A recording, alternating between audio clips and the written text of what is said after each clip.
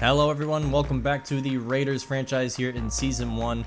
We're going to start off with some scouting on the team and seeing what we can improve on in this bye week here. So these pop up, as we know, frequently. They're very goofy, they're very annoying.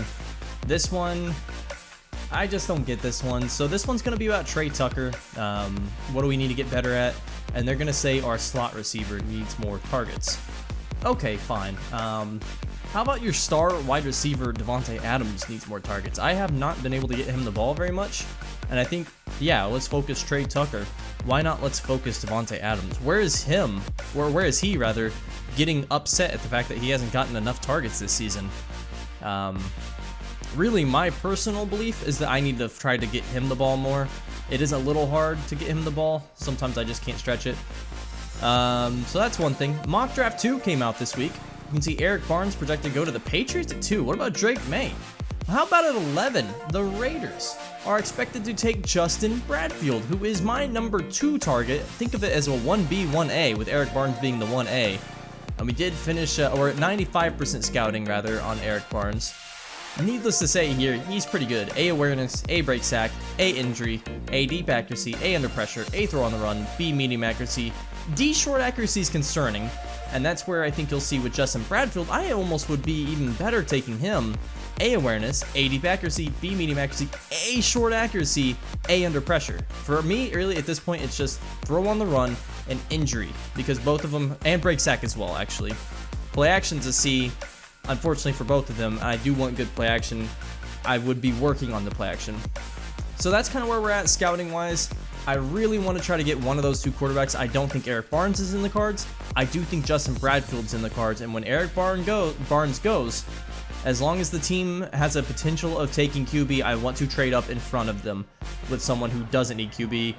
As off we go here in Miami to watch the Dolphins against the Raiders. Of course, we can't worry about draft picks. We're halfway through the season. We need to worry about just making maybe the playoffs first before we start thinking about the draft. I don't want to start tanking. I think this team actually has a chance to make the playoffs, and I'm going to play that way. As out comes Gardner Minshew, who has had a very solid season. Almost 2,000 yards, 18 touchdowns to 11 interceptions, and a big run here on second down to Alexander Madison, the NFL's leading rusher of 18 yards. Now, I do think I'm going to tune down the sliders on running game a little bit next season, the blocking for user. As Trey Tucker is going to get a target here on 3rd and 12. We're going to find him on a wheel route, try to get him those targets early. I think Alexander Madison's been fantastic, so I don't want to say it's all slider work, but I also do feel like we have, as I throw a pick here, I can't get a chance to talk about the sliders. Gardner throwing a pick, unfortunately. Bad throw there by me, but Kader Kahu picking that one off. I'm not sure I said that correctly. I really want to get the running game in a little more balanced of a state. I want to get the CPU running more, so I'm going to start taking control of a second controller before the game and choosing a different playbook for the team I'm going against so that they run the ball a little more. And I'm also going to tune down the running sliders just a little bit next season for our game. I do think it's a little overtuned. Anyway, Miami now has the ball after an interception by Gardner, and I do like their offense a lot. I don't know, on situations like this where they run these really cool plays, I don't want to just force them to run a generic playbook that does neutralize a bit of the running and the passing. As the Dolphins, led by Mike McDaniel, of course, have a very exciting offense here, and they are 8-1 off of the back of that offense. Great passing game yet again. The AFC honestly is just loaded with passing attacks this season. On 3rd and 16, this one's going nowhere, so we would force a field goal from the Dolphins. Game would start 3-0. Hand off Madison here on the second drive of the day, and he'll pick up 8 yards on a stretch play, up to 23 yards for him. Now in the pistol, I want to run a little bit more of the pistol, I think. Trey Tucker catching this one, and I should have just kept running with him. I think he had potentially a touchdown there if he just keeps running out to the left. 1st and 10 for Minshew and the offense here. Darden catching this one in the flats on a screen pass, and he'll run that down to the 36-yard line. We've run a lot of screens to Jalen Darden. I want to get him more involved, spreading him out wide on 3rd down passing situations. As Minshew sacked on 3rd and 7. The Dolphins make the play here. And of course, that was Zach Sealer, their edge rusher. And it is 3-0 as this one's broken free by Jonnu Smith now back on offense. Tua going to find Smith for a big time gain. they would settle for another field goal. Madison back on offense, and he's going to run this one for 9 yards, as we would start the game early with him getting a lot of carries and going for a lot of yards. Big time run here, but it's going to be called back by a penalty flag. Unfortunately, holding on the play, as Madison breaks that one free, but it will come back. Of course, when the defense holds the Dolphins offense to field goals, you have to capitalize. And unfortunately, this one thrown a pick here. I don't see how that one's called a pick, but that's Kendall Fuller with the interception. Somehow gets both feet down in bounds, and the Dolphins would take over with great field position. And immediately, the Tua would find Jalen Waddle on the outside there on the comeback. Again, this is just such a good passing attack. We've seen so many of these in the AFC, in our own division even, and now we're having to deal with it by playing the Dolphins. Like, come on. Penalty marker down on the play here, and they're going to call this unnecessary roughness on Stephon Gilmore. I don't get that call in the slightest. And the Dolphins would settle for another field goal. So the defense still doing its job largely. Unfortunately, Gardner this game would just throw a lot of interceptions. I couldn't even blame accuracy on them. They were just really, really bad decisions by me. I'm going to have to blame a little bit of this on taking a hiatus from playing this game. We did some housework, and unfortunately, as Nate Hobbs drops a pick there, great coverage of Tyreek Hill, I kind of lost my Madden skills a little bit. 2nd and 19, and Tua dodging a sack. And then throwing this one to Odell Beckham Jr. down to the 1 yard line. I always forget he's on the Dolphins. Now a handoff, Raheem Mostert into the end zone. 2 of the best running backs in the NFL playing on the same team. Mostert gets the score there, and we go into halftime a 16-0 deficit. And this was not looking good, but honestly, a 2-score game after all that we had done on offense in the first half, or hadn't done rather, wasn't too bad. I thought we could at least live with that. Defense did their job. Now it's time for the offense to come out in the second half and actually shoot and fire on all cylinders. Let's take a look around the league now, as the Chicago Bears having a division rivalry game with the Green Bay Packers, and they're getting trounced. Caleb Williams, 45 yards in the first half, just not able to get anything going, it looks like. Another division, NFC North division team here playing the Titans in this one. The Vikings 3-6, but they're trouncing the Titans. Will Levis not having a very good game here, as JJ McCarthy's having a good one. And we'll check up on how JJ McCarthy's doing at the end of the season. Another NFC North game is the Lions are playing the Jaguars. So we got a halftime report on all the NFC North teams. None of them very relevant to us, but that's okay. And on the first play of the second half, an interception here for Stephon Gilmore.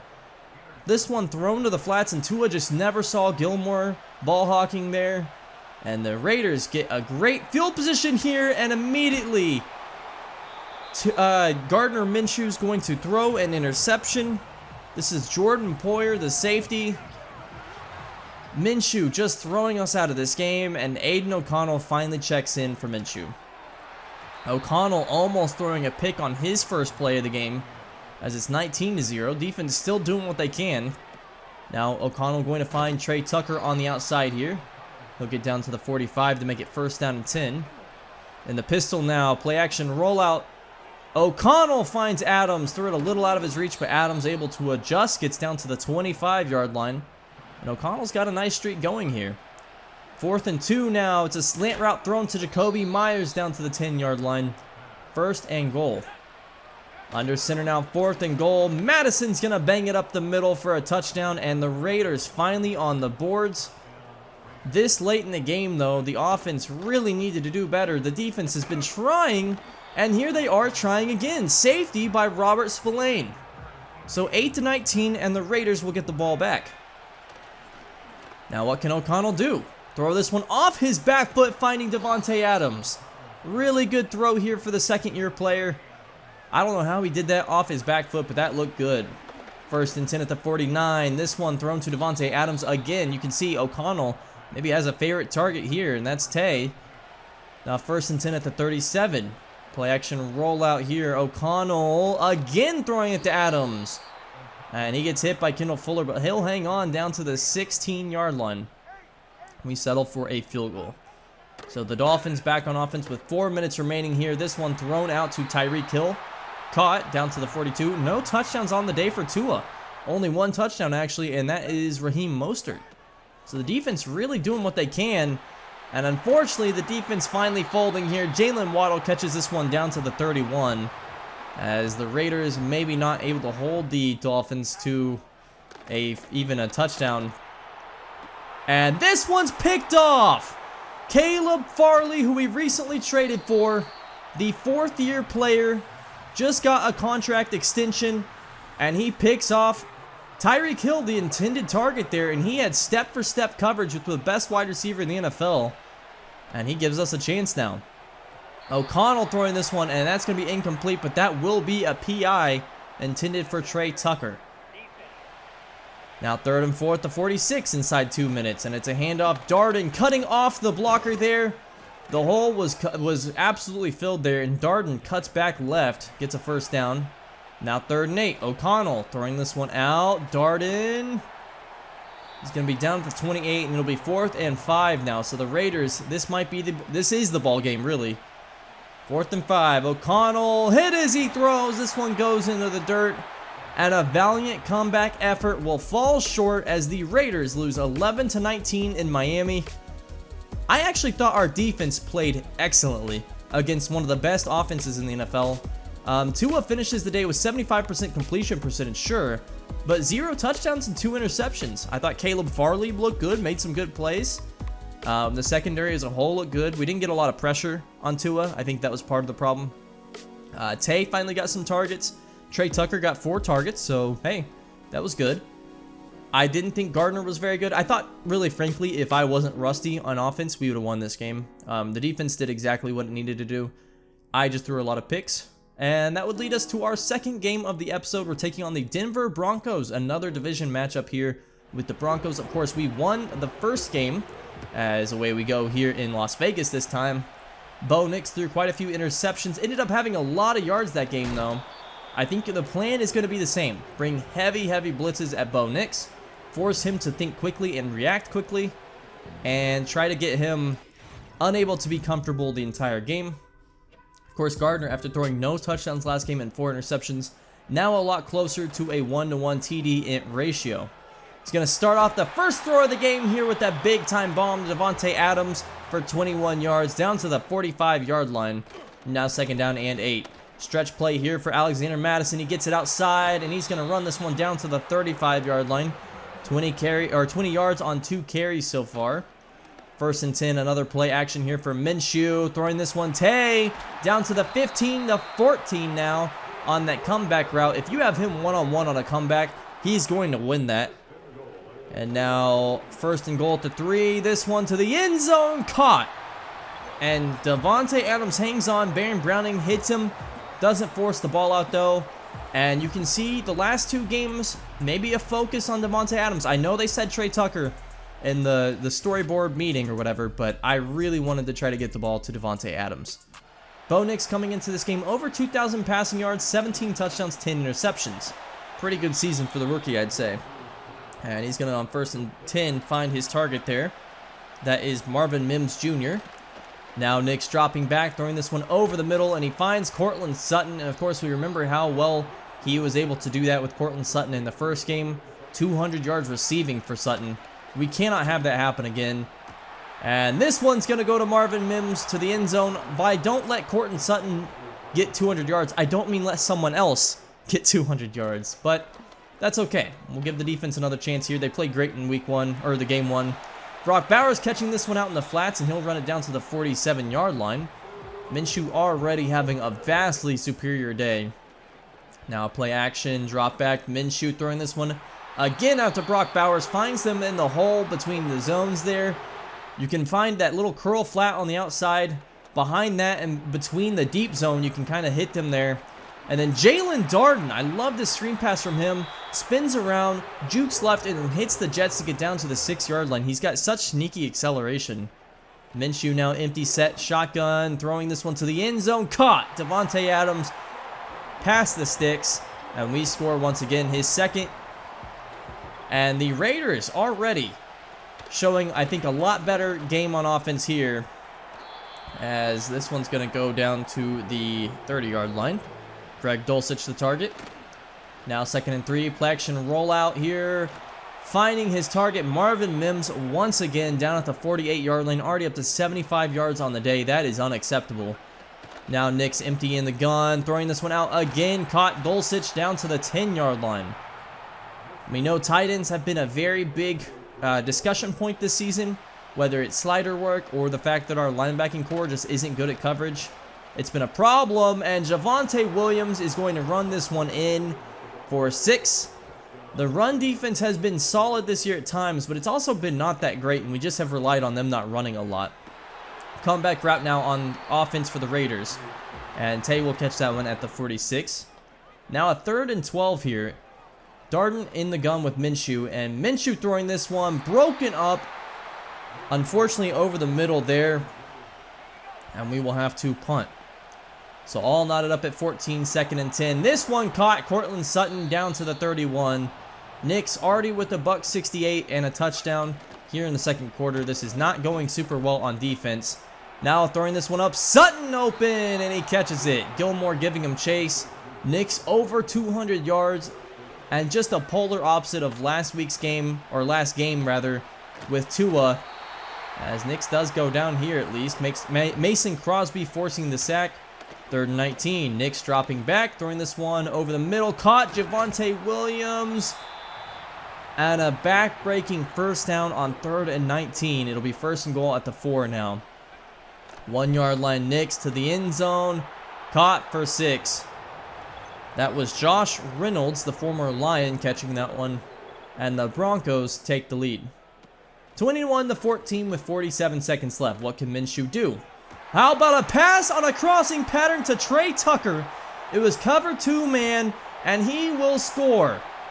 He beats his man on the crossing pattern. That's a guaranteed big-time gain. And then the deep zone from the safety, he just gets beat. Trey Tucker takes that one to the house. And that's a great way to get your slot receiver targets when your team wants it. Of course, with 5 seconds left, the Broncos would still manage to get a kick off of a really good kick return here. And so they would still go into halftime with the lead. 24-21 in Vegas. This one more of a dogfight than last week. But last week was a closer game, I think, towards the end. Honestly, our defense has looked horrible this game, so we need that to step it up. It's a complete flip of last game. Let's take another look around the league here. Carolina taking on the Kansas City Chiefs, and the Panthers do us a favor and pull a big upset win over the Chiefs. I did not see this coming, especially with 300 yards and 4 touchdowns for Patrick Mahomes. Here in Seattle, the Seahawks taking on division rival Cardinals. The Cardinals 0-10 on the season. They are looking at the #1 pick. Will they take a quarterback? I think that's an interesting question. Eric Barnes is going to be available for the taking, but will they take him with Kyler Murray? Green Bay taking on San Francisco, and the 49ers 8-2 taking on the 9-1 Packers. Brock Purdy currently has the 49ers looking to take over the Packers and even out that record. We'll start the second half here. 3rd and 5. Bo Nix in the gun. He'll throw this one out to the sticks, and that's caught. Cortland Sutton, as Bo Nix eclipses 300 yards with 2 quarters to go. That is not good. Javonte Williams catching this screen pass. Yeah, why not give Nix 10 more yards? This is a 25-year-old rookie that's just eviscerating our defense right now. Nix escaping pressure and finding Dulcich. Nix looking like a seasoned veteran here in Vegas today. And he's finding everybody on his team. It's not just one target, it's everyone. Now Nix throwing this one towards the goal line, and that's going to be short. 4th and goal at the 2. As he's over 350, and they will go for it. And it's a handoff. Williams, and he's immediately met. Diablo almost stopped the handoff from happening. He nearly hit Nix, and we will force the turnover on downs. The Broncos would get the ball back later, still with great field position, of course, with the Raiders not being able to get out of their red zone. That's Tim Patrick with the catch now into the game. Pitch out to Javonte Williams, and that'll force 4th and 5. And so the Raiders would kick a field goal to make it a 6-point game. Or the Broncos, rather. Bubble screen out to Jacoby Myers. All this talk on ESPN about cover 2 and bubble screens. Well, absolutely, we're going to employ it. When you don't have a dynamic quarterback, you kind of have to. Madison up the middle now, and I think while Madison's been balled up a little bit today, he's still averaging 5 a carry. We need to get him more carries. 3rd and 8 as we start this 4th quarter here. And this one, a wheel route thrown to Trey Tucker.